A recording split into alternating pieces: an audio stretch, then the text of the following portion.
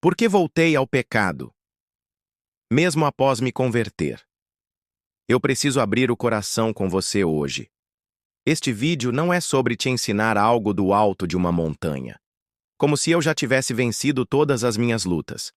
Na verdade, é o contrário. É um desabafo, uma confissão e, ao mesmo tempo, um apelo à graça. Eu voltei ao pecado mesmo depois de ter conhecido Jesus. E talvez você também já tenha passado por isso. Talvez esteja passando agora. Você entregou sua vida a Cristo, chorou, se arrependeu de verdade, foi tocado pelo Espírito Santo, sentiu aquele fogo no coração que dizia: agora é diferente, agora é para valer. Mas depois de semanas, meses ou até anos, caiu, fraquejou, repetiu um erro que prometeu nunca mais cometer. E o pior, começou a se perguntar se sua conversão foi real. Será que eu sou mesmo salvo? Será que Deus ainda me ama? Será que Ele ainda me quer? Essas perguntas doem, mas acredite, você não é o único. A luta que habita em nós.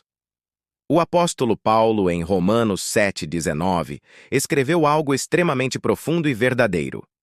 Porque não faço o bem que quero, mas o mal que não quero, esse faço. Paulo não era qualquer um. Ele não era um novo convertido. Ele era um homem cheio do Espírito Santo, um apóstolo, alguém que plantava igrejas, enfrentava perseguições e escrevia cartas que hoje fazem parte da Bíblia. Mesmo assim, ele confessou. Dentro dele havia uma luta constante entre o bem e o mal. A conversão não apaga automaticamente os desejos pecaminosos. Ela nos dá uma nova identidade, sim. Nos liga a Cristo, sim.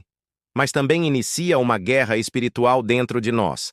A carne e o espírito entram em conflito. O velho eu resiste.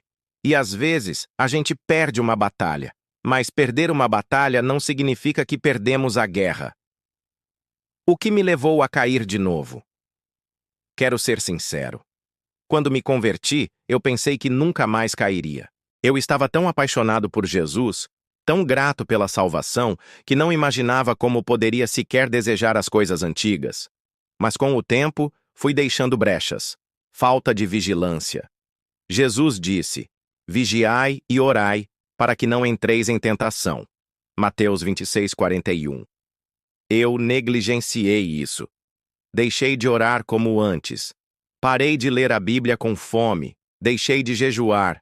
Comecei a confiar em mim mesmo, como se a força para resistir viesse da minha própria vontade. E foi aí que comecei a tropeçar. Ambientes e amizades tóxicas.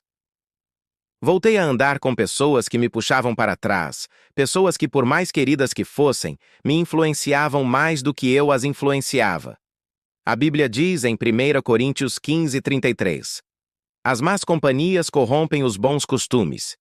Ignorar isso foi um erro fatal. Culpa e autoacusações.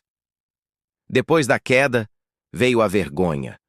A voz do inimigo começou a sussurrar: você é um fracasso. Deus já desistiu de você. Nem adianta tentar de novo. E quando a gente acredita nessas mentiras, é fácil cair ainda mais fundo. Mas a graça ainda está aqui. Talvez você esteja vivendo esse ciclo. Cai, se arrepende, promete mudar, cai de novo, e talvez esteja começando a pensar que Deus se cansou de você. Mas eu quero te lembrar do que está escrito em Lamentações 3:22-23.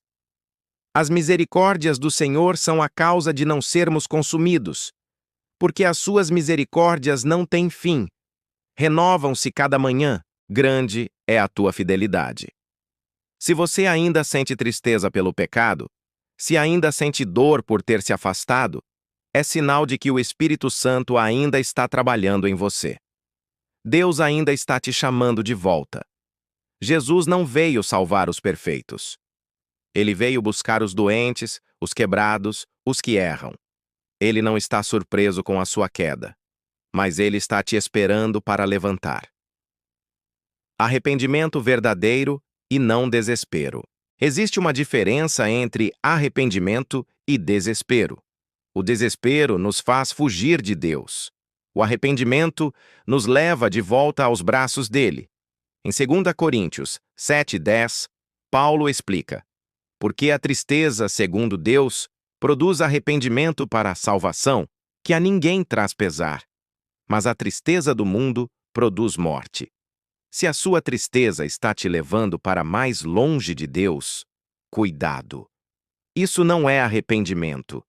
Isso é acusação do inimigo. Mas se sua dor te faz dobrar os joelhos e clamar: Deus, eu pequei, mas eu quero voltar, então saiba, Ele está pronto para te perdoar. Como romper esse ciclo?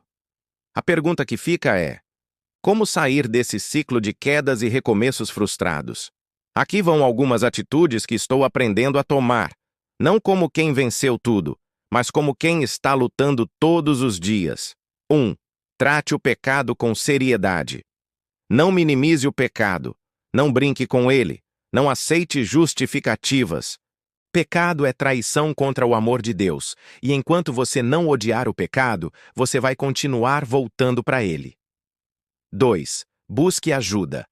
Abra o coração com alguém de confiança, um líder, um amigo maduro, um pastor.